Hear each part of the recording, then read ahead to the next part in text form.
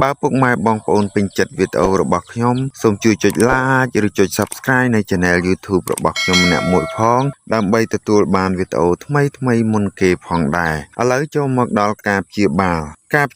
នោះគ្រាប់ជាថ្នាំផ្សើមសួតព្យាបាលក្អកស្ងួតក្មេងក្អក100ថ្ងៃដែលគេហៅថាក្អកមាន់ណាពុកម៉ែបងប្អូនបាទជំនួយក្រពះជំនួយឈាមក្រហមស្ត្រីខ្វះទឹកដោះឲ្យកូនបៅស្ងោរជាមួយជើងជ្រូកហូបតែម្ដងស្លឹកព្យាបាល